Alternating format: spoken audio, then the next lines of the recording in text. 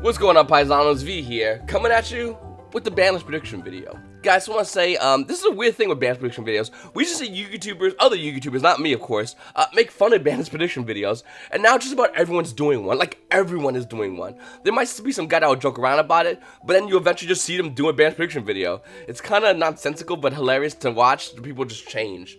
Looking at the ban list prediction, guys, I think that Konami overall is going to just power down all these tier 1 decks we currently have in the game. I don't think Konami's going to straight kill a deck. I really don't think it's going to happen.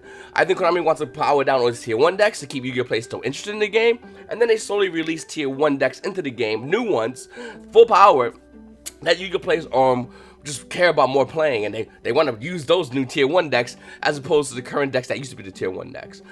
Out of all these decks we currently have, very few will probably survive until next year. I think a lot of these decks have just, you know, burnt out as far as what they can do, and they're really susceptible to being just put to the side easily within a ban list hit or two. Looking right off the gate at cards that are currently I think should be banned. Fan Knight of Rusty Bardiche. Now, we could say, well, V, you know, if we're going to talk about Orcus and hitting Orcus, it should be Nightmare Mermaid. And you're right, I think that would be the case if we're looking to just destroy Orcus. Nightmare Mermaid would definitely be a good candidate. But I don't think it's going to happen. Once again, I think it's going to be Rusty Bardiche because this card can promote so much game state for Orcus. Orcus can still do their whole combo without Rusty Bardiche. And that's going to make Yu-Gi-Oh! Players a little bit easy, give them a little bit easier advantage against the Orcus players, because you're going to go Rusty, you're going to make them on board, you're going to instantly set a trap card, you're going to banish them, a negation by the way, effect negation, you're going to banish the monster, add another negation for one link monster. Oh, by the way, when you bring a monster out, you're going to put another card away? I mean, how crazy, it's insane. And even though Rusty Bardiche has a limitation on it, I still think it's just too strong. I think it's too much advantage, and that's kind of the meta we're in right now, where it's like, I go first, alright, here's my advantage, can you break it? No? Okay, game 2, great. I go again, here's my advantage, and that's kind of dance we have right now with Yu-Gi-Oh! With a lot of these decks, and I think with Rusty Bardiche, it's one of those cards that just does that. Next is my second card I think should be banned, and we can make an argument and a debate as far as which one, because I have two of these cards, Guard Dragon LP as well as Guard Dragon Agripane. I think both of these cards are insane. We can say, I mean, Pendulums kind of do it, but realistically, if Pendulum's going to have LP and Agripane, they can still play Yu-Gi-Oh! Realistically, we're talking about Thunder Dragons, and how much they can also do this crazy kind of board in which you destroy everything on board, and then you just go, okay, can I break this board? No, game 2. And I think LP and Agripane are cards that can easily be abused moving forward in the game of Yu-Gi-Oh! I mean, easily be abused. So once again, I mean, we can make an argument as far as should we just be one of these cards, should it be just the LP, should it be just the Agripane, or should it be both? But nevertheless, these have to be banned in order to make the game flow more easier, because these cards are pretty dumb. Next, Limited. So I have Engage on here, and I know some of you go, well, V, we can talk about multi-row. And you're not wrong. I think either or is a great selection. And once again, this is coming from the eyes of Konami wanting to power all these decks down, not kill them. They want to maintain customer satisfaction, but as they bring up tier 1 decks. I think we're seeing this a little bit more and more with Konami releasing their ban list and releasing sets afterwards and going, we're not killing this, we're just making it powered down and releasing some new cards that you definitely need to either A, play this deck that we just hit a little bit, or B, buy this new deck because it blows this deck away that just got hit a little bit. Looking at Engage, and for Strikers that matter, I think Engage from the short one, Strikers will still be playable. If we was to hit multi-row, excuse me, if we was to hit multi-row or put multi-row to 1, I don't think Strikers would be playable. And I know some of you out there going, good, the hell with that deck. You're not wrong, by the way. I don't think you're wrong whatsoever. But I don't think it's healthy for the game for Yu-Gi-Oh! Players out there who have just recently picked up their Engages that are looking to play Strikers. And maybe I'm wrong. Maybe Engage going to 1 is the wrong idea, and it will kill a deck, and multi-row should go to 1, and the deck can still be playable. Let me know in the comment section down below. Next, Mystic Mime. Hell, we can talk about this card being banned. I wouldn't disagree with you guys, but I think Mystic Mime going to 1 is more or less the right choice. I think if it went to 1, you can't really make a deck anymore. I mean, yes, you still have a way to slow the game down, but still not as good. I mean, Chicken Game, I think, is banned. Why should this be limited? So, putting this to 1 is just me being very nice to everyone playing Mystic Mime. It really should be banned. But then again, like I said, if this card went to 1, you can't build your deck around Mystic Mime, putting on board and going, alright, the minute you get rid of this, I insta-die. Because you will instantly die the minute this card goes away. Limited, Saryuja Skull Dread. The reason I have Unlimited instead of banned, because I know a lot of other Yu-Gi-Oh players, or I talk to my locals and whatnot, say this card should be banned. I kind of agree with them. The reason I am putting this limited, because it's getting a reprint. Konami just doesn't go, hey guys, come look at this, buy this new set. Oh, by the way, that card's banned. But buy the set still. That's bad for business, it's bad for the game, and bad for Yu-Gi-Oh players that don't have the opportunity to play Saryuja Skull Dread, because it's still a relatively high amount of money that they want to put in for this card that, let's be honest with you, should be banned. So I think what's going to happen is we're going to see this card come to 1, we're going to see it, the price will already go down in value, and then Konami's going to have the reprint version coming out as well. So that's kind of the give and get given with Saryuja Skull Dread. Once again, this card's mainly used in Thunder Dragon variants, and if we was to kill the Guard Dragons, I mean, you can still play Thunder Dragons, but you're going to have a hard time against, like, Borlo Dragon. And if you want to know how this Thunder Dragons have a hard time against Borlo Dragon, go watch that matchup. I think it was Dinkabui. I forgot who we played against, but it was Prank Kids. I think it was a YCS in Germany. Prank Kids versus Thunder Dragons. The kid won 3 Thunder Dragon Colossus, and the kid's like, oh, that's fine, that's great. Here's Borlo Dragon. You know, the card, by the way, that we're going to be getting reprinted as a common, hopefully higher, hopefully super rare, in the structure coming out soon. So yeah, I think Thunder Dragons is a great deck, but I think it will still struggle with certain cards that are going to be now more accessible to a lot of Yu-Gi-Oh players. Going back to Saryuja Skull Dread though, I don't think it's going to be hit because of the reprint, but I do think it's eventually going to be hitting the bans. I mean, it's draw 4 cards and then cycle 3 is pretty stupid. Chaos Dragon Levy is another card I think should be limited. Now, once again, I'm not specifically targeting just Thunder Dragons with this card. I'm just trying to emphasize the fact that this card can easily be abused moving forward in the game of Yu-Gi-Oh! Not just Thunder Dragons can easily abuse it, but any other deck that uses light and dark monsters that can dump them to the graveyard can easily abuse this deck, this card. And, you know, taking a card of your opponent's hand, those cards are normally not good. Those cards are normally Honor Balance, Confiscation, Forceful Sentry. These cards that say, hey, take a card of your opponent's hand and just get rid of it, make them start with 1 card less out of their hand, opening game state, those cards are normally banned. But yet we have a monster that that says not only can you do the shuffle card, but if you're going second, you can still have viability within this card because you can destroy 2 cards on the field. You can special one monster from your graveyard in the defense position. You know, cards. Oh, by the way, it's level 8 in case you want to go into that monster and negate spells. Where is he? I actually forgot his name because I don't play his deck, but negate spells the monster.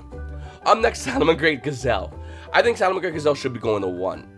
And it's kind of simple. Why? The deck is phenomenal. The deck's still a very good deck. It's the best mid-range deck we had in Yu-Gi-Oh! Probably, in my opinion, the definition of a Yu-Gi-Oh! Mid-range deck is going to be Salamangreat. It really is. Once it gets going, that's pretty much it. It's hard to stop, and it's great against a lot of other decks out there in the game, and a really good Yu-Gi-Oh! Player can easily just top events constantly. We've seen it with the Blessed Wilson. Sacrifice on his channel, but look around on YouTube, it's all over the place. He played Salamangreat and constantly kept winning events, because the deck, well, obviously he's a good player, but the deck is just a phenomenal deck that can play very well once you know the meta, and kind of you just draw 5 cards and win the game at that point. So I think Gazelle is definitely a phenomenal card. I think it will get hit. I think Salamangreat is most likely going to be getting new support, so you can't just give new support to a deck that's an instruction deck that's been out for how long already.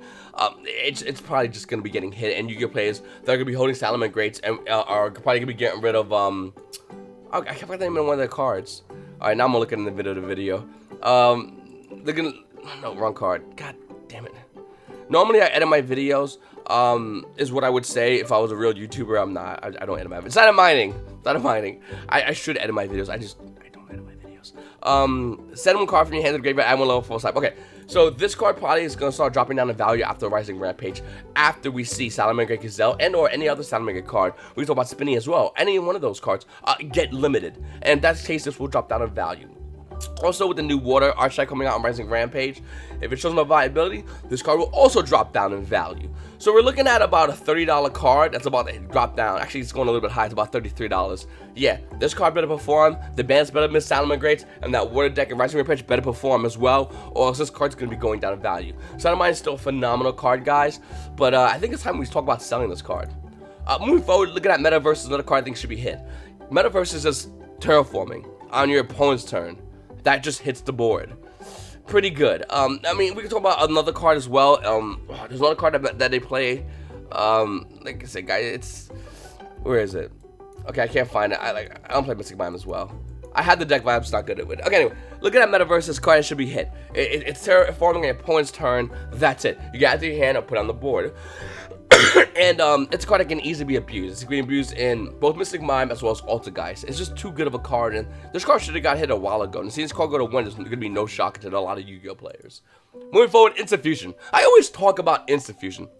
I always talk about Instant Fusion. I always say how this card is always a card that should be banned or should be hit, and somehow isn't. And now I play Prank Kids, and I like Instant Fusion a lot because it's part of the deck. I don't want it to be hit. But in fairness, in the game of Yu-Gi-Oh, you have to look at it objectively. And objectively, this card needs to be hit. It's too good. It's been used in almost every tier 1 deck throughout the game of Yu-Gi-Oh. Once, I think, starting around Zodiac format, the card was at 3. The card's insane. It should definitely be hit. Putting out 1s may be nice. Realistically, it should be banned.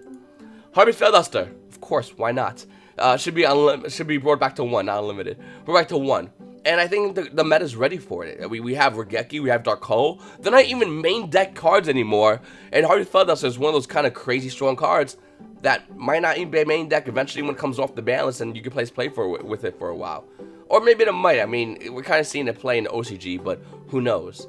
Another card I think that is currently banned that should go to 1. I always like to take like random cards like this and do this. Is Spellbook of Judgment. Spellbooks aren't doing nothing. This card goes to 1, they'll continue to do nothing. You just give casual players more aptitude to play spellbooks. That's it. That's it. They go, yay! Spellbooks. I'm so excited about this deck, and now I have a Judgment. It's gonna be amazing. The card value goes up in this card, then it goes back down because you players realize the card's not really that good. I mean, it's a good card, but it doesn't really make the deck a tier 1 deck, I should really say. Semi-limited, Elshiro Construct. Even though I want this card to go to 3, I think it's, for the most part, common sense that it'll go to 2. It's kind of going to have the same ban list effect that we saw with Cosmo Destroyer with Elshiro Construct. It went from like 1 to 2 to 3, and here it is, and it's doing nothing. But with Construct, I think you can easily do that as well. And I think KONAMI was to unlock this card fully eventually, you got to put it at 2 before it hits 3. Even though I would love to see this card at 3. Looking at Construct going to 2, the value obviously will go up in value. It's kind of coming back down. The price point went pretty crazy when Shadows won the OCG Structure Deck You Pick tournament thingy, whatever that was. We're looking at unlimited versions about 35. First versions is roughly around 40. Still a little bit high, but definitely looking to cool it down. Depending on the ban, this is what's really going to dictate this card's price point. It's just fun to see it at 22 when it's really not. Okay, Danger Jackalope should go to 2.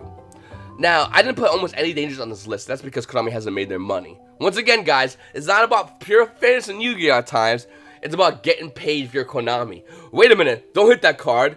Let's reprint that card, and then we hit that card. Well, looking at all the dangers, you really don't want to hit a lot of them. You still want to keep Nessie for reprint. We know Tsuchinoko's getting a reprint. Hell, we can talk about Bigfoot, another Secret Rare getting a reprint. Ultra Rare? Jackalope? Yeah, put that at 2, why not? And then release it in the Megatins, because who cares? And I think that's what can happen. I think Jackalope's a phenomenal card, and out of the Secret Rares that we can't really touch, Jackalope would be the next obvious choice. Yeah, you could say V. I think we should really hit Nessie, because Nessie's a really good card. And you're not wrong, by the way. But realistically, I think Konami would hit Jackalope instead of Nessie. Then we have E-Telly going to 2. I don't know. I'm trying to look at this objectively. It's hard to really merit saying E-Telly to 2. But I think it should. Psychics have really done nothing in the game. I mean, just Psychic as a deck.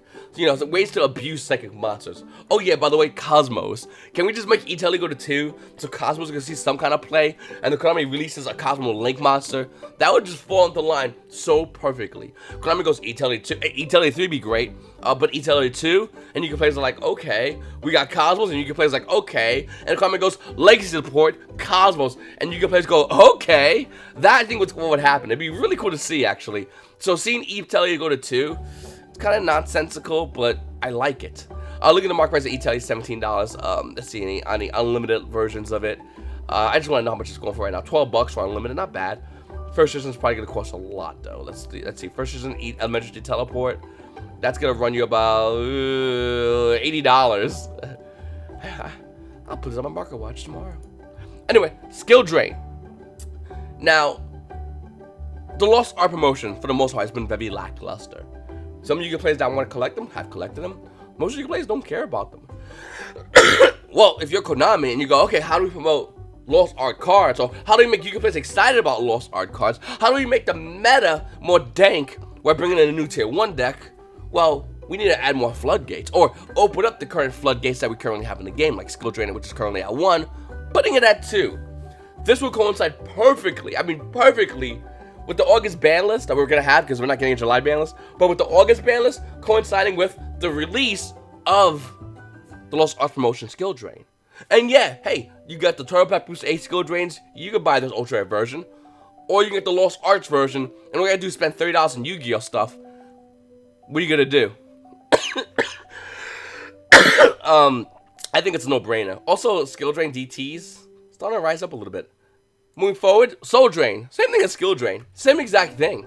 It really is. Same exact thing, just more unlocking and more murdering Yu-Gi-Oh plays. By the way, Lost Arts Skill Drain is about $14. That's pretty crazy.